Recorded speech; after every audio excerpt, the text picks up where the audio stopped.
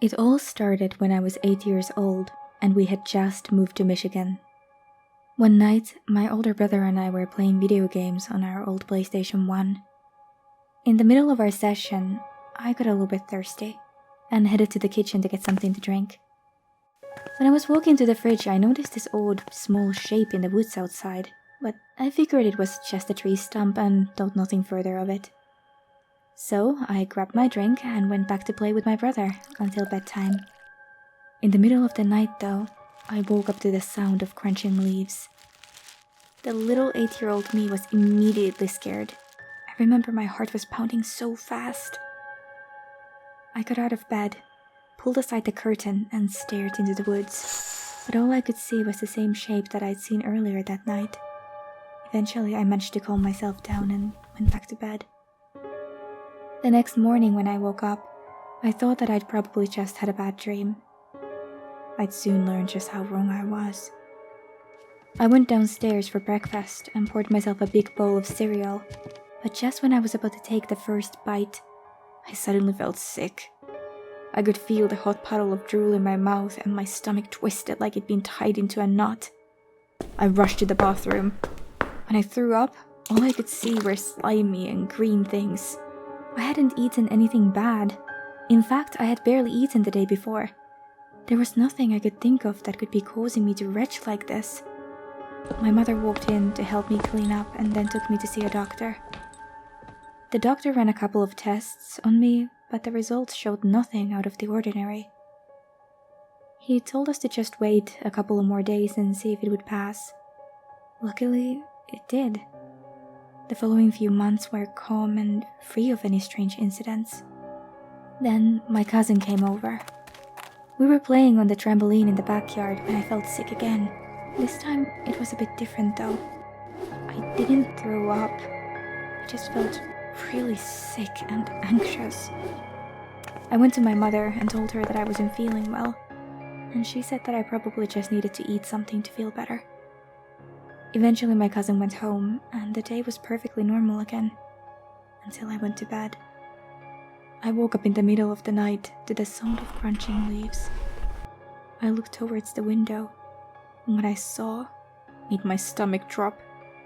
It was a woman's figure. I couldn't move at all, and my chest and right arm were hurting so badly. I somehow managed to finally find my voice and screamed as loud as I could. My parents burst into the room. My mother called 911 while my father stayed with me, trying to comfort me. At that point, I think I just fainted. When I opened my eyes again, I was lying in a hospital bed. I ended up staying for 2 more days until I had properly recovered. Then years passed, and that strange woman didn't appear again. Around the time I turned 16, my family had to move to New York due to my father's job. On the day we were supposed to leave Michigan, I was finishing packing up my room. All of a sudden, I felt that strange wave of nervousness course through my body again. I immediately spun toward the window and froze. There she was, the same woman I had seen years ago. She was standing there in a long torn-up dress in the very same spot and looking directly at me. Except, in the daylight, I could see her face better. She had no hair and was missing both eyes. Just like when I was 8, I couldn't breathe or move at all. I heard my mom calling my name, but I couldn't answer. Shortly after, she knocked on my door. As soon as she entered and saw me having a seizure on the floor, she screamed. Then, something really strange happened. When my father ran in, having heard my mother scream, she was looking out the window and said to him, "Don't call the cops. She just wants to play. Give her a chance."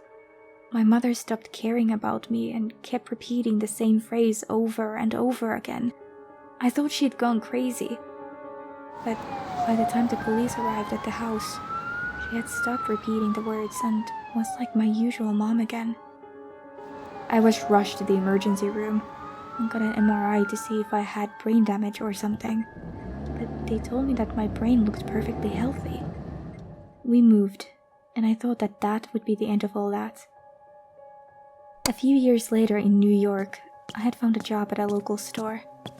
I was just about finished with my night shift, and about to lock the front door when I suddenly felt like someone was watching me. I turned around and the woman with no eyes was standing right there. It had to be a nightmare. It just had to be. I passed out almost immediately. I didn't even have time to scream. When I woke up again, I could see flashing red and blue lights. The emergency technician said that my heart had stopped beating for about 60 seconds. The woman with no eyes hasn't appeared since then. Maybe she thinks that she finally managed to kill me. Yet, I'm still alive.